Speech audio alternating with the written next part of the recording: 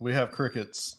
Okay. We're live. Welcome back, guys. We're live yet again with a couple of other speakers from Strange Realities Conference 2021, October 15th through 17th in Nashville, Tennessee.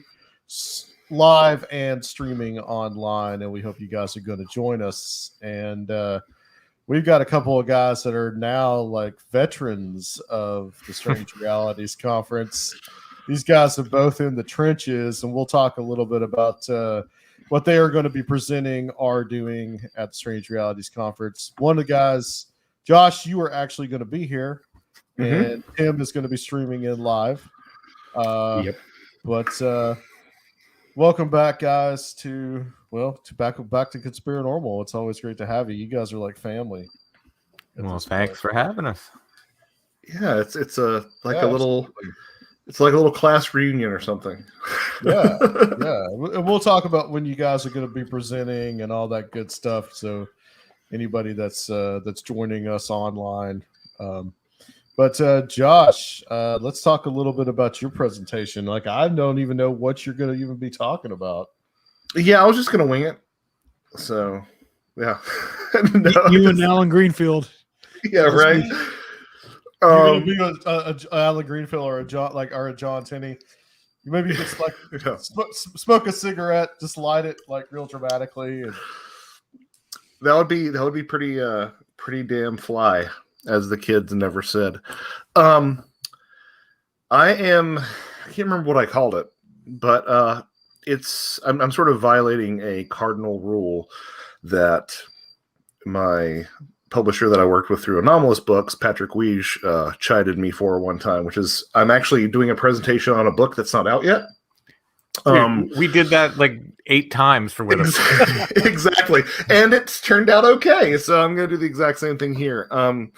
As people who have been sort of poking around in these spheres know, I've been writing a book, which has turned into 2 books about the role of death in the paranormal. And part of what encouraged me to write that, and part of what I enjoyed doing, is having the opportunity to, do my take on ancient monuments. There was something that was really hammered home to me, having been to a couple of, of the mounds here in America, and then going over to see some of the fairy forts and some of the monuments in Ireland, is that there's just such a striking similarity there. And, a lot of people will want to sort of boil it down and reduce it and say, oh, it has something to do with ancient aliens or, Lemurians or Atlanteans building, that's not where I go with it. Because I think that the shared component is the human component, the human element. But I've been fascinated by the idea of, an Irish settler stumbling upon the Etowah Mountains, down here in Georgia, and being like, oh, it looks like a fairy fort. Haven't found anybody who's actually recorded that reaction. But with that idea in mind, there's a significant portion of the books that I'm working on right now that focuses on monuments as strange attractors. And by monuments, I mean tumuli, burial mounds, stone circles, megaliths, etc. So this is Josh's take on monuments, and it's kind of standard, and then it talks about some of the factors that might actually cause these monuments to be attractors of strange phenomena, before completely veering off into batshit insane territory. So we'll see. That's how I'll end it. We'll see how that goes over. If it goes over with a flop, I might take that part out of the book. But yeah, so it's Josh's guide to monuments, ancient monuments, and how that intersects with the paranormal. You're just angling for a spot at Megalithomania. That would be so much fun. You know what? I would whore myself out as much as anybody wants. Yeah, and I'd be jealous. Yeah. So, I mean, I guess are you going to go the fairy lore angle with this, Josh, a little bit? Partially, there is something to be said for the fact that that wherever monument builders are forgotten, we sort of nest the supernatural builders in that space.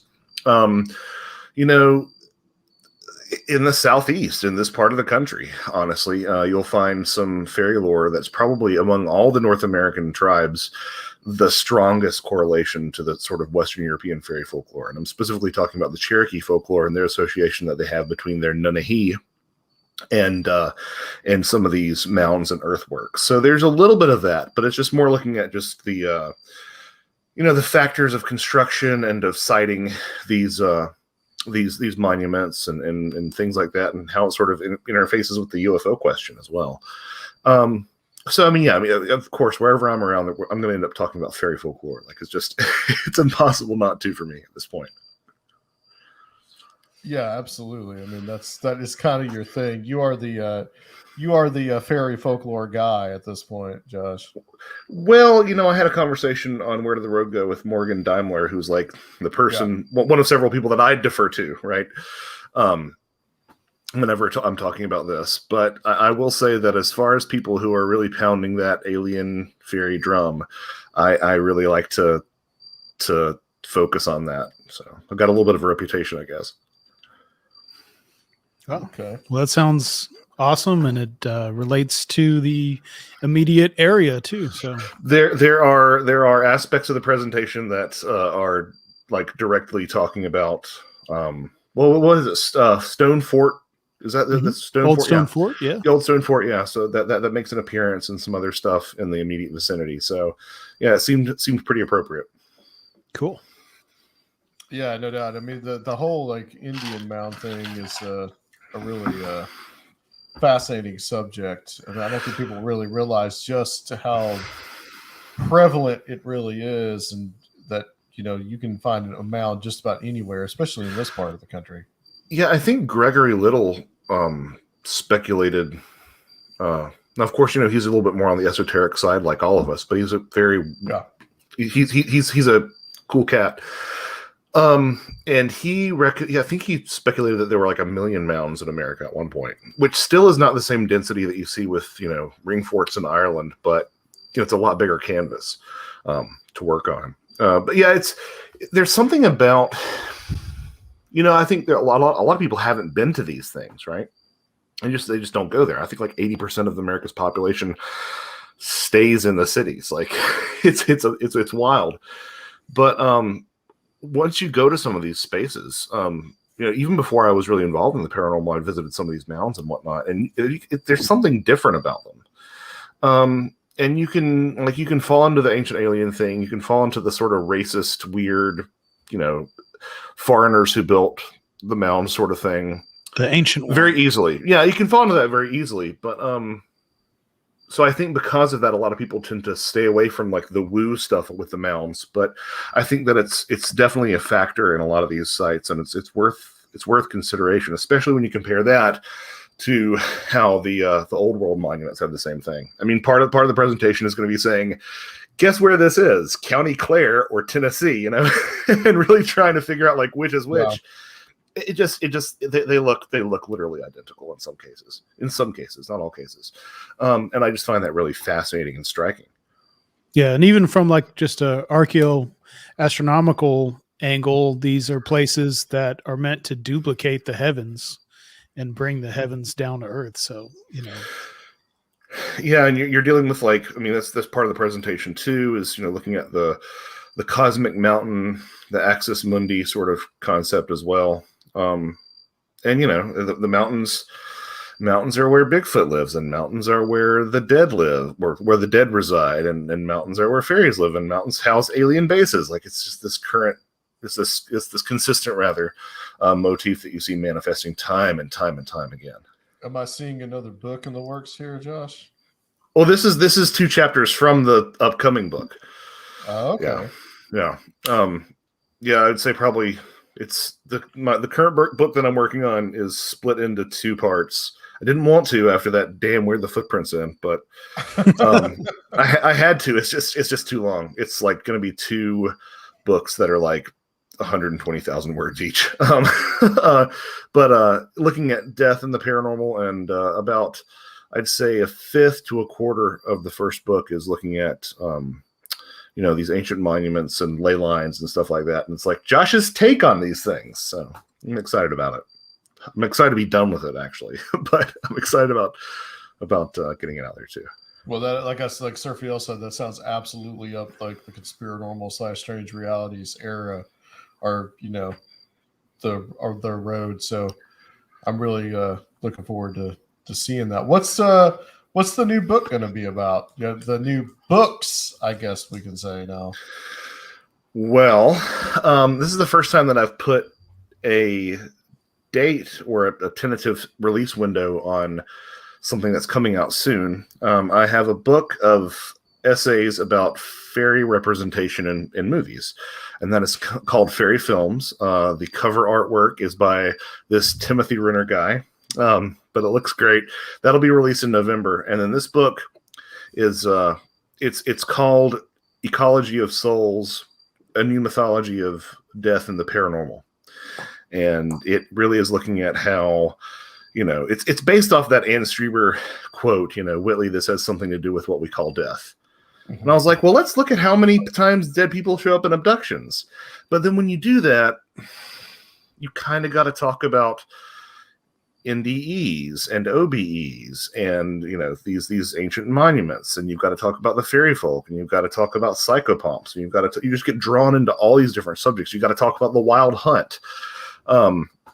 So it really did end up sort of being this holistic approach where you say, at least to what I can tell, a solid chunk of the paranormal just revolves completely around death. And I realize it's a giant monumental task trying to catalog all that, but I do my damnedest, so we'll see. But even things that I didn't think I could connect to death ended up sort of revealing themselves. And I guess more specifically to that ecology of souls model. Like this is mostly soul work that we're looking at. Wow. Yeah. I mean, I think you were been talking about that. Like we've had some private conversations. Yeah, I think that for a little while. Yeah. Yeah. I think when I was trying to figure out what to do next, I actually asked you, and you're like, you've been wanting to do that. Cause I think it was back in the Paramania that we did in New Orleans, which was what, 2018?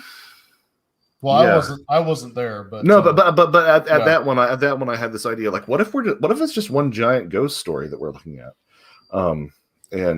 So yeah, this has been sort of percolating for a long time, and I beat myself up about how long it's become, but at the same time, I'm like, well, you don't usually cram a mythology into one book, a new mythology into one book, and then the other thing is, this is kind of, like I said, this is kind of Josh's hot take on everything, and the way that I make things work in my own view of the paranormal, which I'd be happy to be proven wrong on. But it's kind of the way that I've been able to make things work.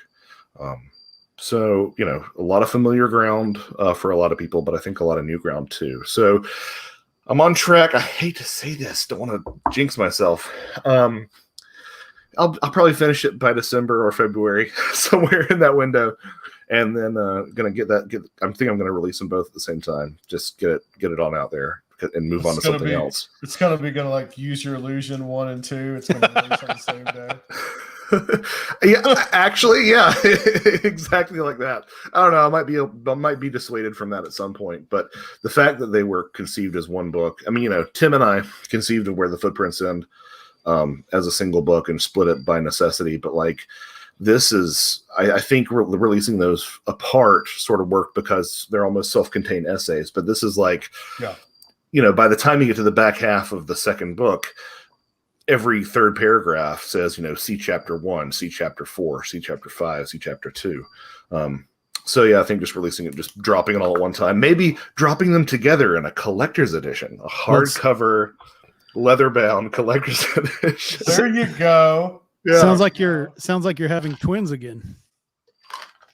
Man, it feels like it. This book's kicking my ass, but we'll see. I'm really excited about it, and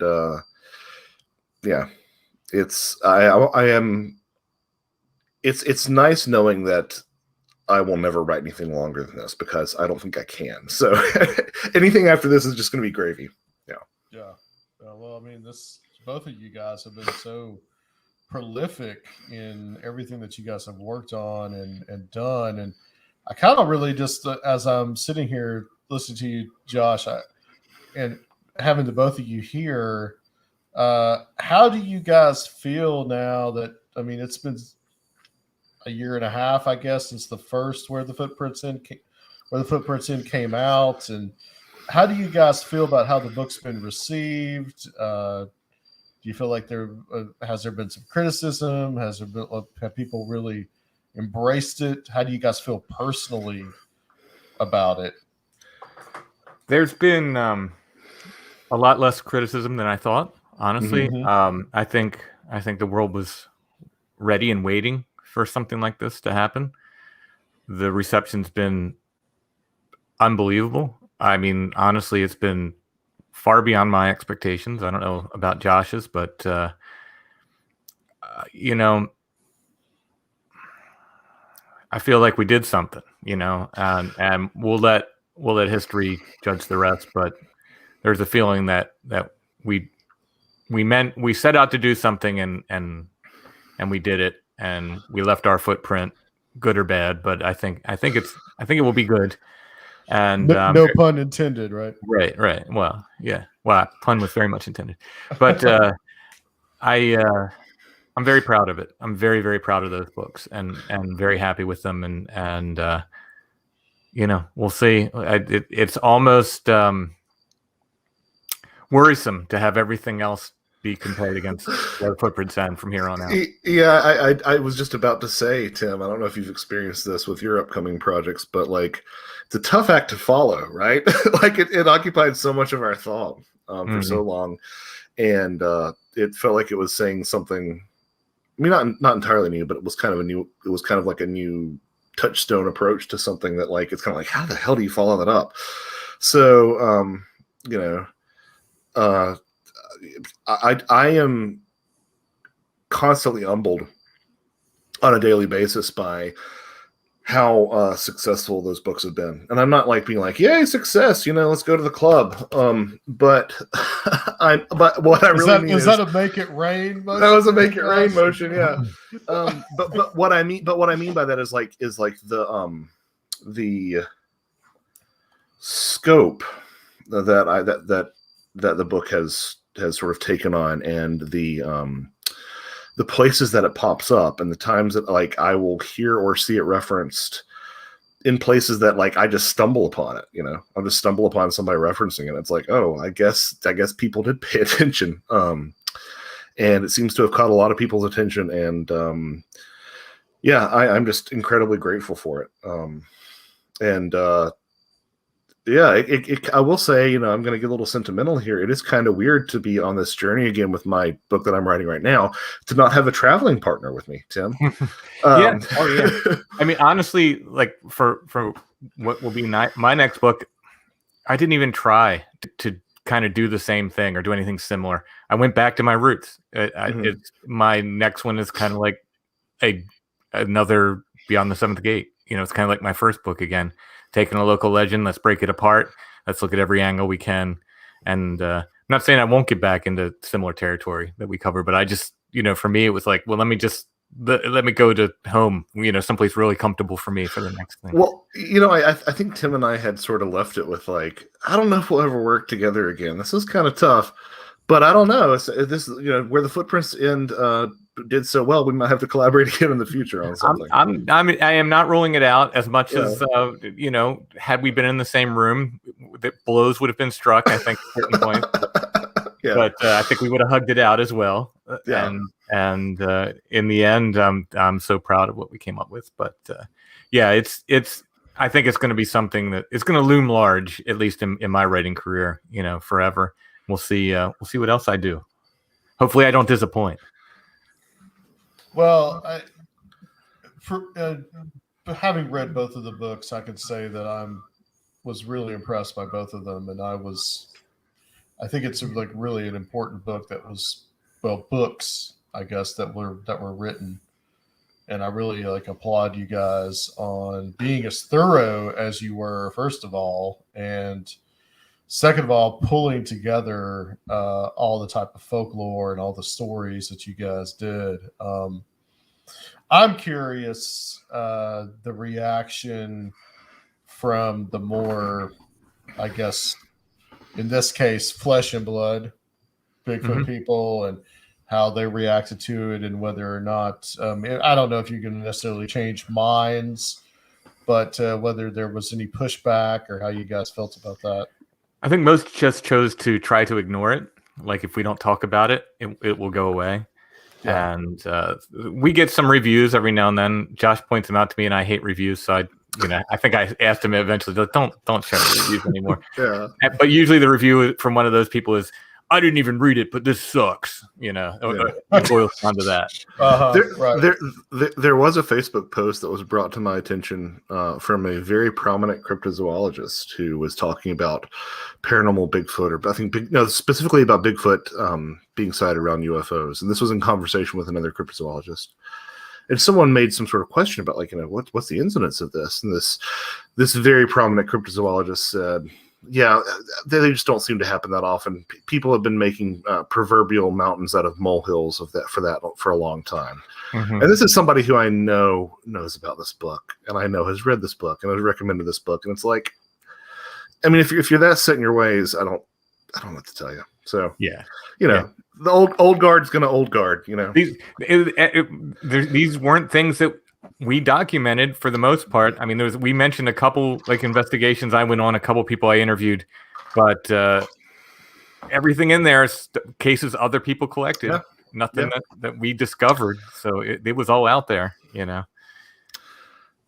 It's not hard to find. There's plenty of it. Yeah, but honestly, I think Tim and I were expecting to be like burnt at the stake or something, and that didn't quite happen. Right. In fact, like, I've seen people who I would have thought would have been really critical of it be like, you know what? I don't agree, but this work needed to happen. This needed to be documented and chronicled. So that, good on them for being honest. Yeah, and it's one of those books that I think that, people can read and just have fun with it as well. And, it's a lot of interesting material in there. And I'm hoping that it's one of the things that gets that future Bigfoot research, Sasquatchery, I don't know, that gets, it's one of the books that gets cited, because I think it really is a good, like I said before, a good compendium of all these different types of stories that don't fit into the narrative. I think it's been cited in about 3 different books already that I've stumbled across, which always makes me nervous, because it's like, you're not supposed to cite me. Like, I'm the citer. You don't cite. Who cites the citer? you both of you guys have entered a new realm now where you're being cited. So plenty of cider to go around. Yeah, there's been a sighting. So we'll turn to you, Tim. Well, actually, Josh, first, let's tell everybody when you will be speaking at the Strange Realities Conference 2021. And you will be following up Mr. Tim Badal on Friday, which Friday is going to be all live in-person presentations. That's going to be Mr. Badal, then Mr. Cutchin here, and Aaron Gullius and Ren Collier is going to finish up that night. And that's from 6:25 to 7:25, so that you and Mr. Badal can hit the bars downtown and have some fun. So yeah, that's Central Time, by the way. That's intimidating going on after Banal, because he is consistently one of the funniest people I know. So, well, I didn't actually intend it this way. But no, you're good.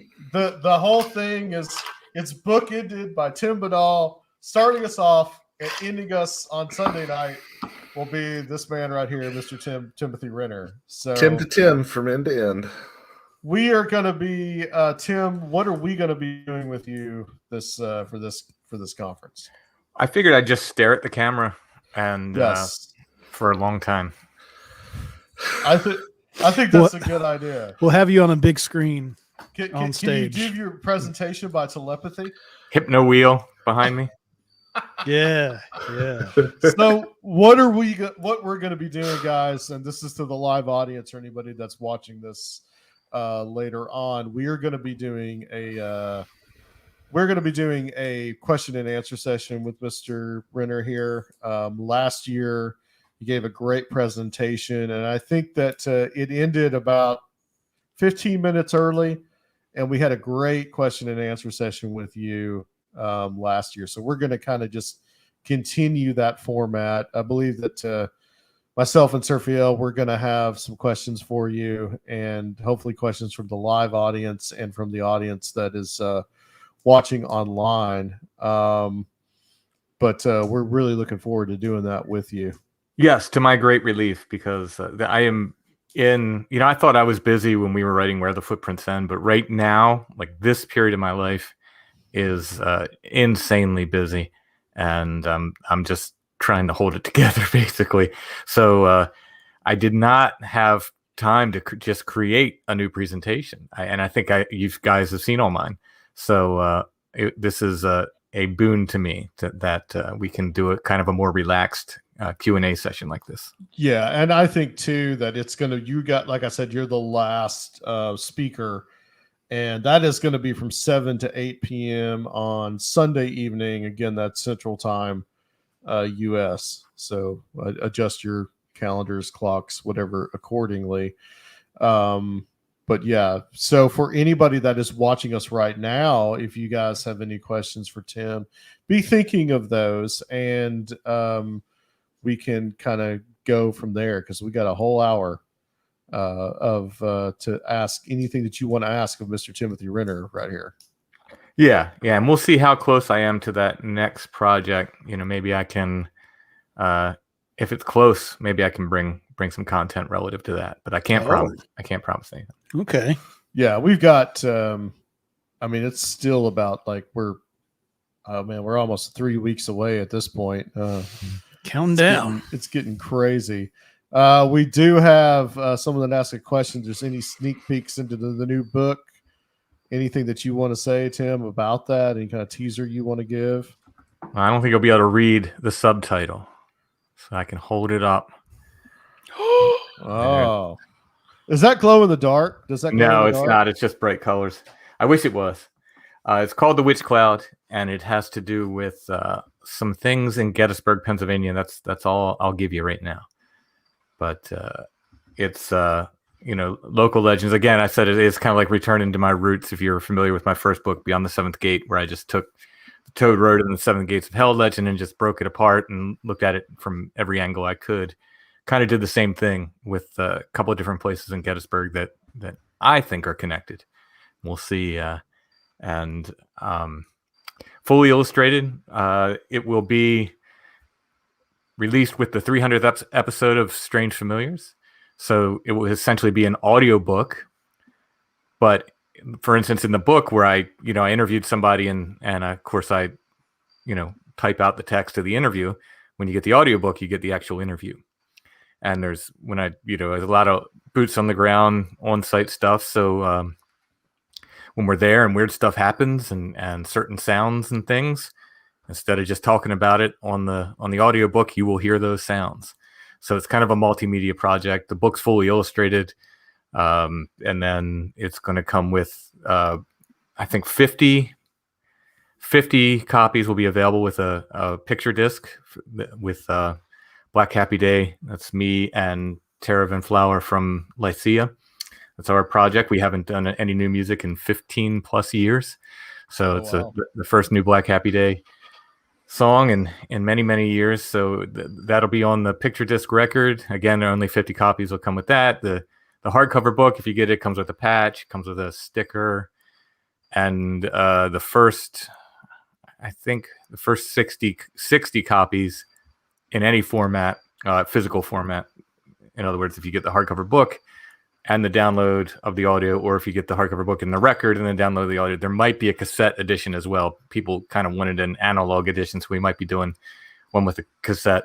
In any case, the first 60 copies of all of them come with a trading card.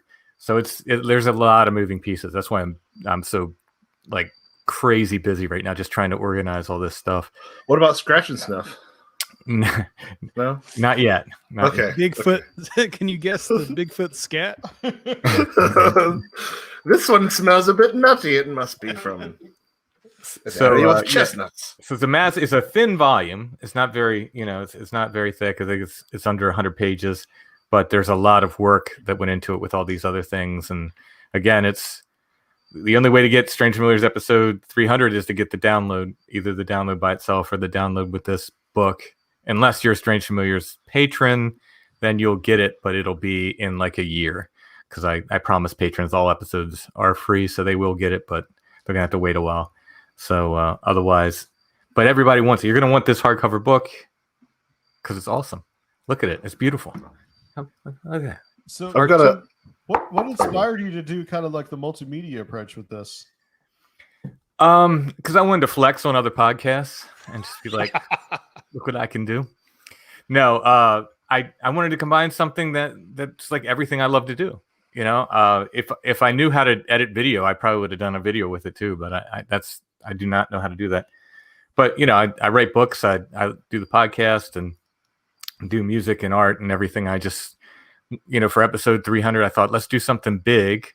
And we've been working on this for over a year. That like we've been really digging in, multiple visits to these sites and interviewing witnesses and all this stuff. So we've really been like putting a lot of work into this. So I just said let's make this big multimedia project and show kind of everything I love to do at once. Okay, yeah, I think that's awesome, man. Yeah. Someone says that they're going to need an 8-track version. I need one on Edison Tube. That's my wife said something when I was like, oh, I have to figure out this cassette thing. Someone's helping me do that. The idea started. Someone said we need a Strange Familiars episode on cassette. It started almost as a joke, and originally this started out being called Strange Familiars Analog, and I was going to release a cassette episode. Mm-hmm. As we got into it, the more we got into it, I thought that this is like how many people have cassette players? I don't have a cassette player anymore. I thought I'd really like people to hear this. I don't want to just like throw a cassette out there and just like, yay, it's on cassette. So anyway, as I'm talking about this, some people are like, but I really wanted it on cassette. So somebody offered to help me do the cassette version. Okay. When I said that there may be a cassette version, my wife asked when the wax cylinder was going to come out. Yeah. I want to slap that puppy into a Teddy Ruxpin and see what happens. Yeah. Oh shit. Guys, I want to thank you for being a part of this tonight and also for being part of Strange Realities 2021.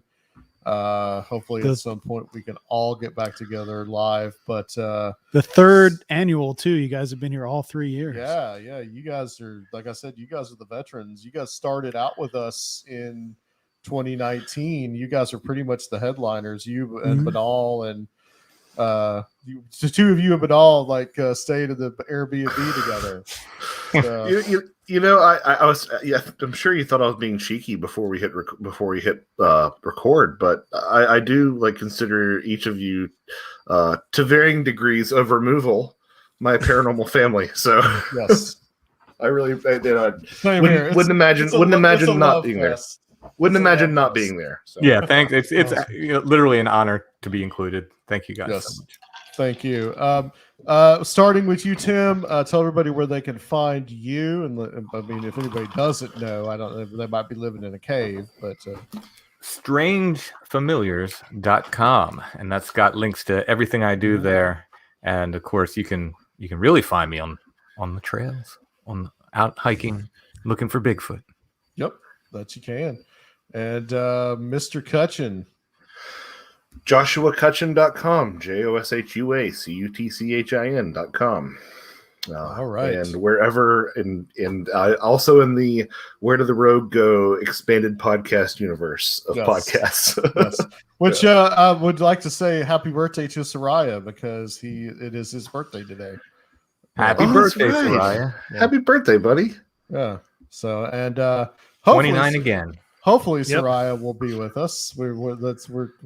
There's some doubt as to that, but at least he will be giving a presentation. Some form. All right, guys.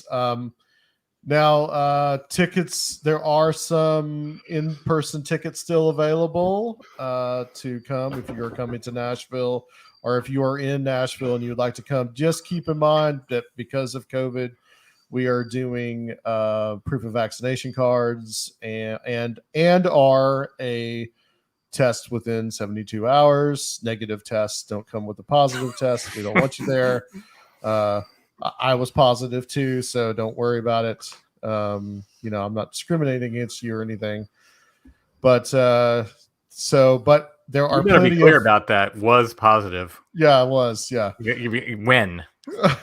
So people know More you're than not- 14 days ago. There you go. There you go. a month ago. There you go. So we are gonna also online. There are plenty of online tickets available. Surfio can tell you where to find those.